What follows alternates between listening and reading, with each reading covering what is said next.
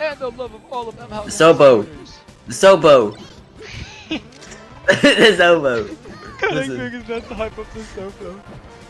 And your grand champion of Chaos E6! You didn't drop a game on your run. Thoughts on that? I think that's the repeat, right? Of no dropping a game. Anything Oh you my wanna god. shout out? Shout out to M House for hosting this tournament. Shout out to Wendy and Dark.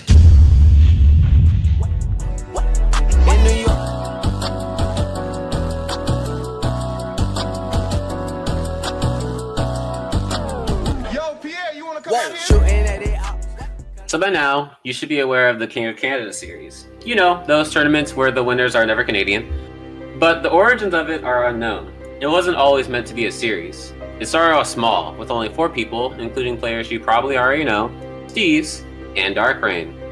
But to really understand how the King of Canada series came to be, you have to go back a couple of years. Before DarkRain, Dark used to go by the tag 67BevKev67. Eventually, Wendy and Deadly Scythe introduced Dark to Smash Bros. Melee in 2019. Unfortunately for Dark, these people didn't touch grass. They had fancy controllers, flashy tech skill, and for real, just needed to get some bitches or something. However, DarkRain still enjoyed watching the Melee content and the larger community. So when he got caught up in a bit of a scandal in early 2020 and had to make a new Discord account, he changed his tag to DarkRain, named after the legendary old-school Melee Falcon player. Which was fitting because before Peach, Dark used to play Falcon. But Peach is down smash just like 60% because good game design. So yeah, he switched. Fun fact about DarkRain, a lot of people DM'd him about his tag because they thought he was the actual DarkRain. Once summer started in 2020, Wendy hosted his very first Smash tournament featuring Super Smash Bros. 2, the game where everything hits because why not? So people might be wondering why he chose SSF2, because you know, the game's not exactly good. But it was chosen because it was easy to access, and it served into getting new Smash players onto the scene. Eventually, the idea of hosting tournaments spread like wildfire amongst Wendy's friend group, and caused many new players to pick up the game. One member of the friend group, Thomas, was the most important in this because he started playing the game more actively in his server, the Brimstones, which was the home of the first King of Canada. The 3 best players of this tournament were DarkRain, Kato, and Thomas, otherwise known as Brimstone 6767. This tournament was meant to prove who was the best amongst the 3, but since the tournament with 3 people would be lame, they decided to add a 4th, Cake Ranger.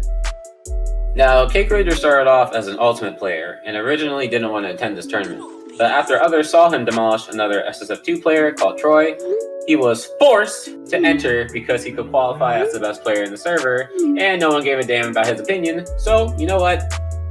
He entered. But after joining the tournament, he proceeded to sandbag, and to this day continues to do so. Unless you annoy him. Unless you're Magic, in which case he'll beat the shit out of you and just bully you.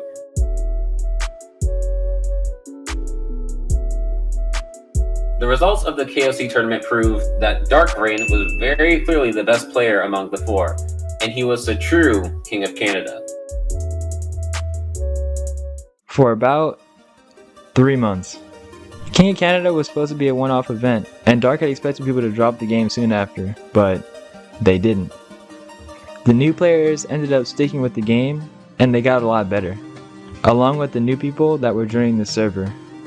And so, because there was a lack of events hosted by Wendy, who was the main TO for the scene, Dark had decided to take it upon himself to meet the needs of their small community and put on another event. One of the main catalysts for this was the very last big event that had happened, which was Fall Fest, caused 2 things to happen. First, a new player, Neo, who was kind of an annoying American who played Dragon Ball FighterZ, believed that because he had experience in another fighting game, he could easily be the best at SSF2.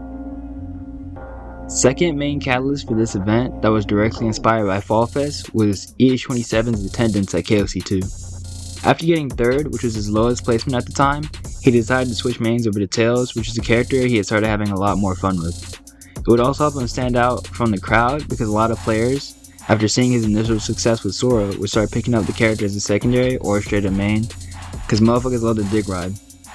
But once people found out he was going though, the tournament blew up with a bunch of people, including myself, in attendance, turning it from a 4-person round robin into a 9-man double elimination bracket. Going into the event, and looking at the two main competitors that had influenced the creation of it, starting with Neo, we immediately see an upset round 1 over 3rd seed Dave, with Neo seeded 6th. Many were still skeptical after this win though, because of Dave's claims that the set was extremely laggy, and just the overall general negative perception of Neo as a player.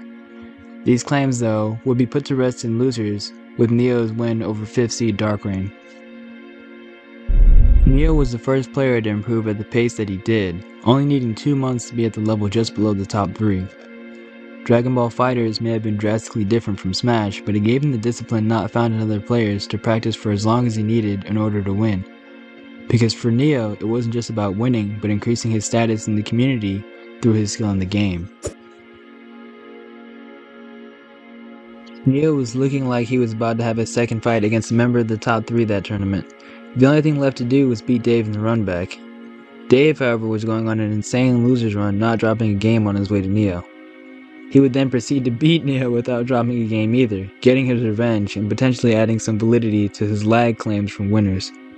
With this losers run though, it would be the longest one up until that point to ever happen and solidify Dave as the best player below the top 3.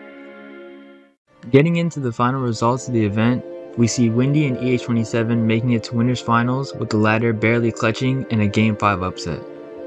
Grands wouldn't be nearly as close though, with a 3-1 victory for EH27, who was playing very hot and took advantage of Windy's execution errors, making him your second King of Canada champion. If KOC2 was a story of triumph and upsets, then KOC3 would be the tale of those in power continuing to solidify their reigns as the best in the game.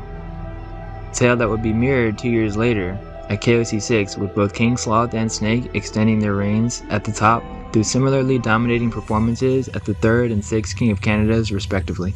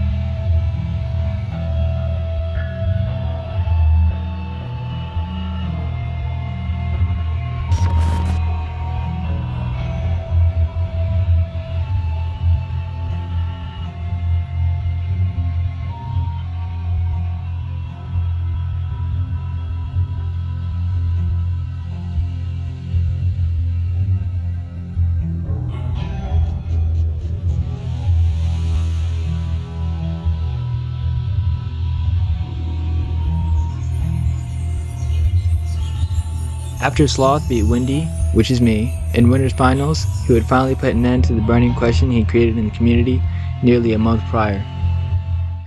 KOC3, like KOC2, had mostly started because of the effects of a previous large event. This time it was Everest 2. It was the largest event hosted by Windy up until this point, and it had a player new to the community taking first at the event.